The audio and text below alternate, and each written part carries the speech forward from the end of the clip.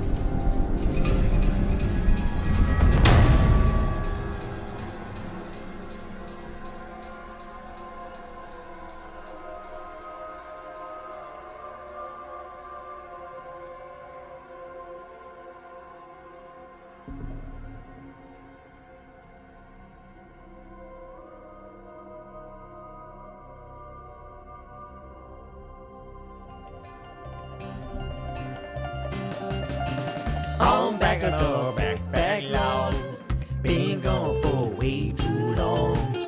On backlog, got so many games to play, dog. On backlog, Donkey Kong expands my dog.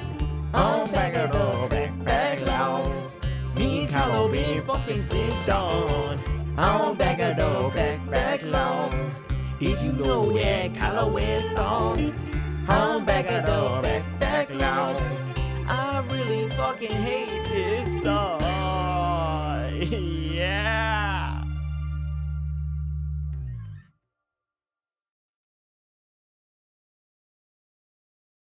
Resident Evil, the Darkside Chronicles. What is up, guys? It is Robert of GamingWithMe, and welcome to Back at the Backlog, the series where we take a look at the games that I recently beat off my backlog. Today's episode is on the game Resident Evil, the Darkside Chronicles. My history with the Resident Evil franchise isn't a big one. Resident Evil 7 was the first game I fully played through and I enjoyed the hell out of it. Then I also played the Resident Evil 3 remake, which I also really enjoyed. This is a franchise that I want to play most of, essentially all the mainline titles and some spin-offs, a couple. I currently own Resident Evil 3 Nemesis, Resident Evil 4, Resident Evil The Umbrella Chronicles, Resident Evil Code Veronica, Resident Evil 2 Remake, Resident Evil 5, and Resident Evil Village. Most of these are on the backlog. It's the biggest horror video game franchise, and for a good reason. It's a really damn good franchise. Even with the smaller amount that I've played, Darkside Chronicles being only the third that I've actually finished, it still shows me why Resident Evil became a household name. Although admittedly, all three that I've played are drastically different from one another. Resident Evil The Darkside Chronicles released on November 17th, 2009 in the US for the Wii. It was developed by Capcom and Cavia. It was published by Capcom. The Darkside Chronicles may be the most different out of the entire series because this and Umbrella Chronicles are both on-rail shooters. Yes, an on-rail shooter in the Resident Evil franchise sounded pretty damn cool to me. But is it? Well, here we are 13 years after its original release. Let's talk about it. Let's talk about the story first. Now, this is a game that splits up into essentially three different stories.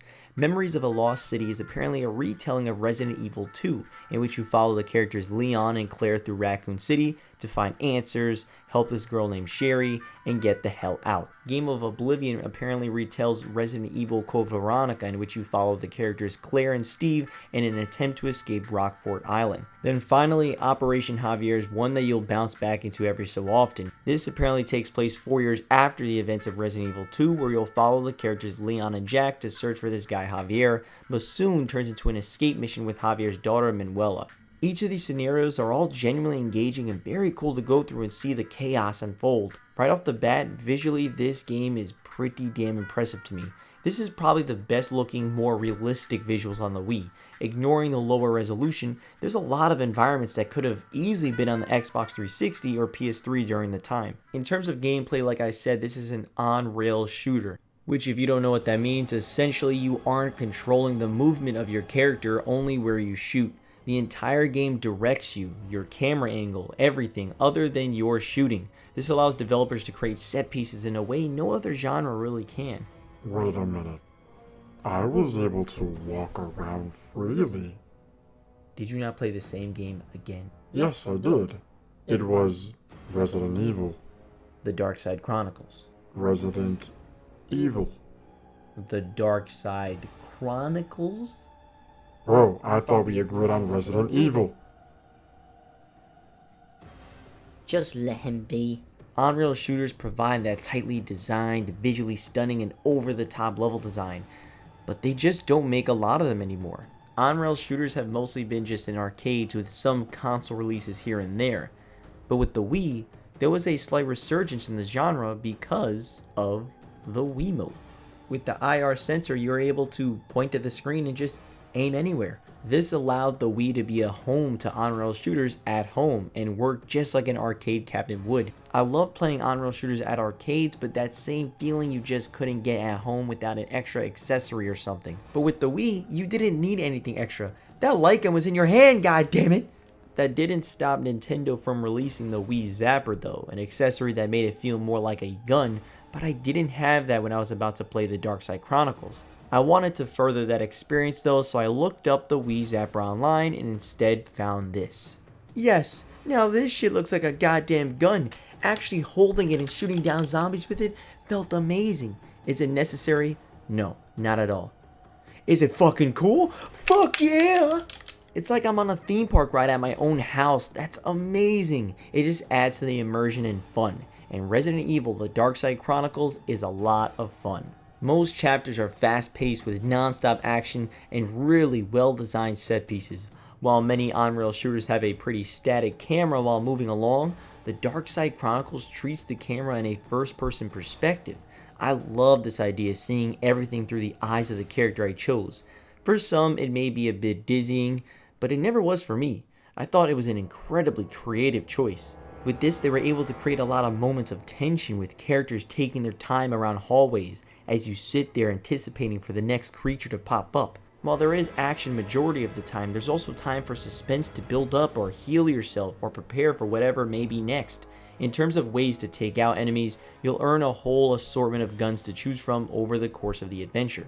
You start out with a trusty handgun that has unlimited ammo but isn't as powerful. You'll eventually get a machine gun, shotgun, grenade launcher, and a lot more. However, all these other guns have limited amounts of ammo. They give you a certain amount for every stage, but it's up to you to be eagle-eyed and look out for ammo during each chapter.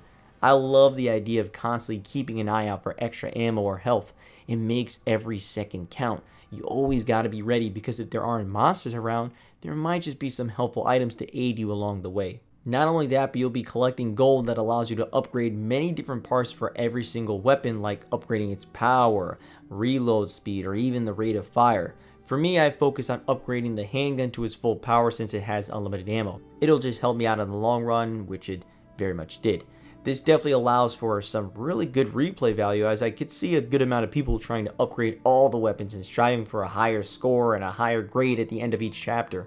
Understandably so, but if you are good enough with the handgun and landing essentially every shot, you could pretty much get away with just using only the handgun, and that's great. This game allows for experimentation and a genuine strategy on when to use specific guns to save ammo. Instead of using the machine gun on everything, use it only on the more powerful enemies, but by doing that, you better make sure you land some good headshots on the normal zombies because areas can get overcrowded and death can be quicker than you think if you aren't careful.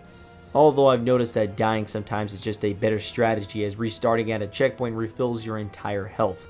At the same time though, if you are all about unlocking costumes or getting a high score, then that's out of the question, as you get point bonuses for not getting a continue or even taking damage, which goddamn, that's tough. Especially when it comes to bosses, I can't imagine not getting hit at least a few times with bosses. I got the highest rank on every single chapter. Really? Look, I don't mean to be an ass and say prove it, but let me see it. What? No. Why not? I just want to see what it looks like. It looks like a high letter grade. Oh, okay, fair enough. And speaking of bosses, these are some of the coolest parts of the game. Huge, well-designed creatures that are all different in designs and attacks. They create these large set pieces around the bosses that are intense. This is where most of my ammo would get sucked up, since the large majority of bosses had multiple phases. Genuinely every shot counts when shooting every boss's weak points. It could mean the difference of stunning the enemy and retreating from attacking you, or you getting damage taken. You never really know when an enemy is truly dead, so being careful when using ammo is definitely important, as a third phase to a boss can change the entire playing field. Each boss is fair but challenging in their own way, but that can be easily destroyed when knowing their different weak points and preserving the better weapons. I really enjoyed each of these scenarios. Traveling through Raccoon City's buildings and its underground areas was a blast. Escaping Rockfort Island, this prison-like area filled with zombie prisoners, and dealing with crazy mind games from this guy named Alfred Ashford was awesome. Then traveling through this village, piecing together what the hell happened here, was super interesting. It's all really well done, and it's connected together with many great looking cutscenes, and some of them are genuinely touching, like when Leon, Claire, and Sherry escapes Raccoon City. Sherry's mother dies, and Leon breaks the news, and they do it in a very well shot cinematic. It's a touching moment, and one I just wasn't expecting in an on-rail shooter game.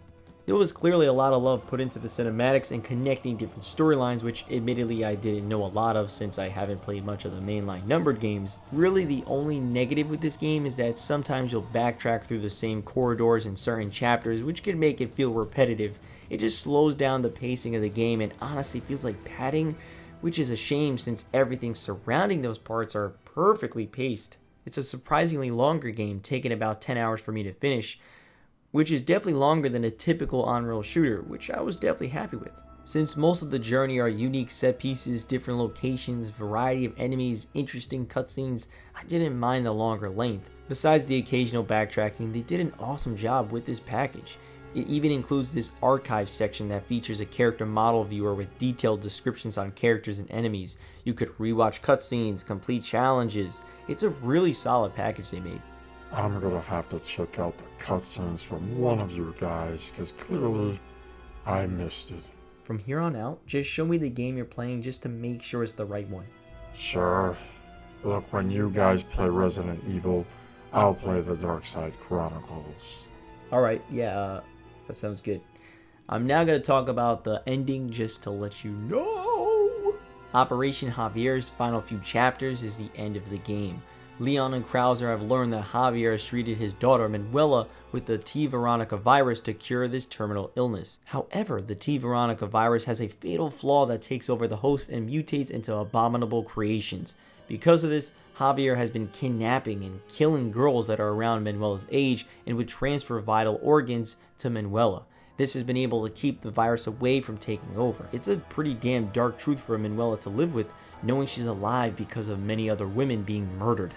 Eventually, Javier has one last idea to take out Leon and Krauser. He merges with one of the creatures and turns into a massive monster, easily the biggest in the game.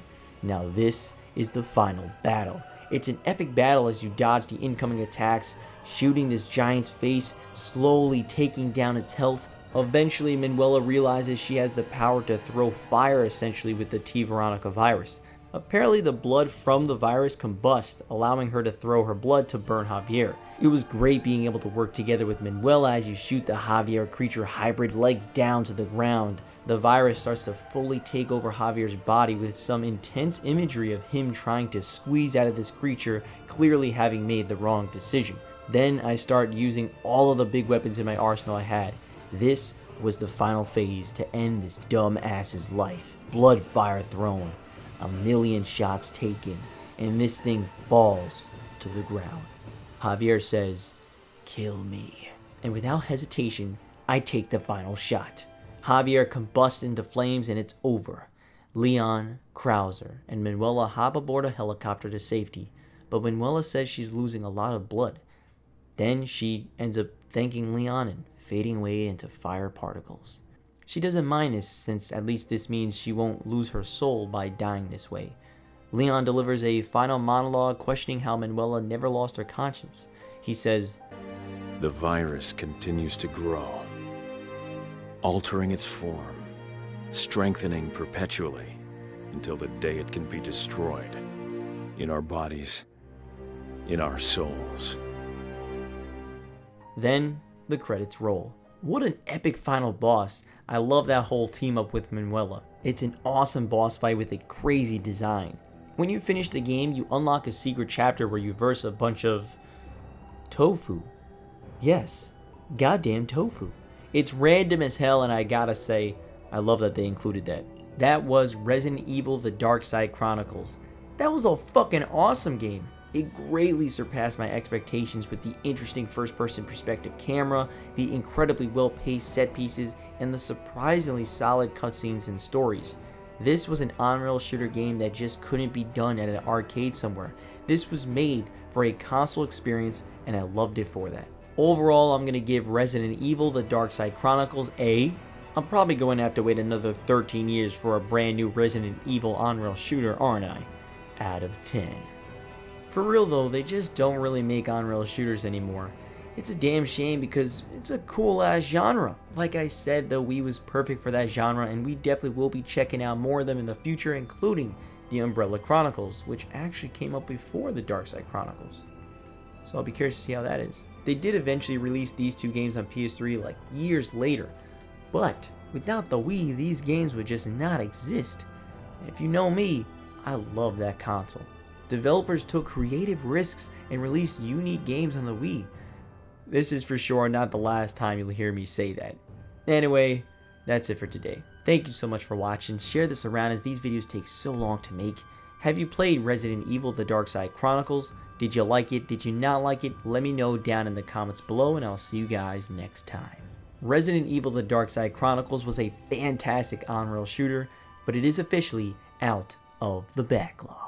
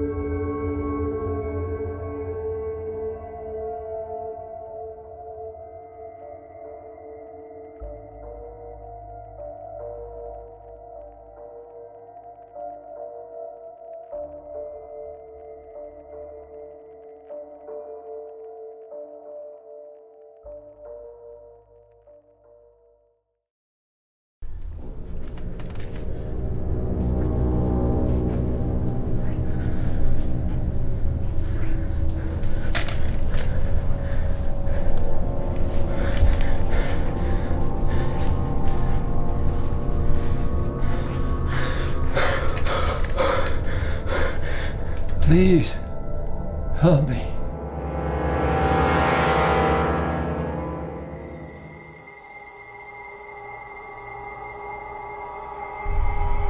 What the fuck?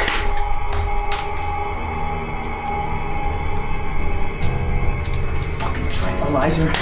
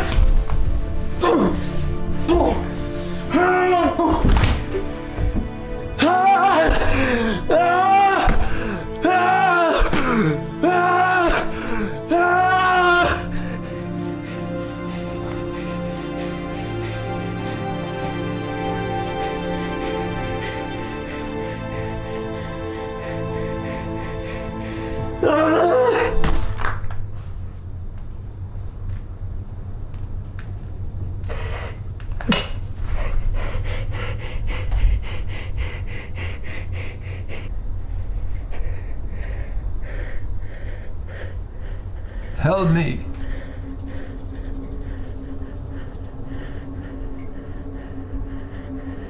I beg you.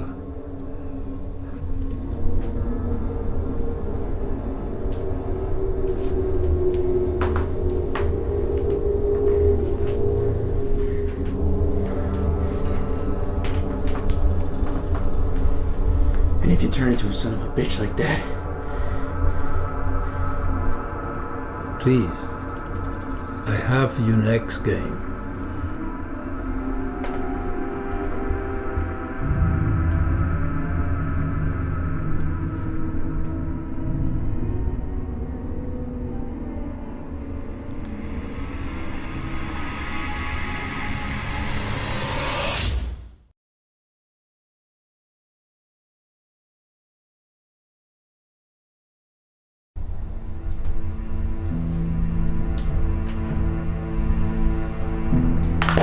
I really need your help now.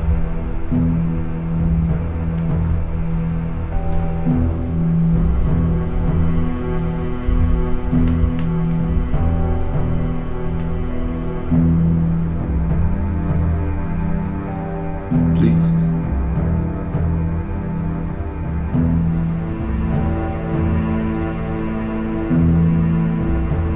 okay. I'll help you.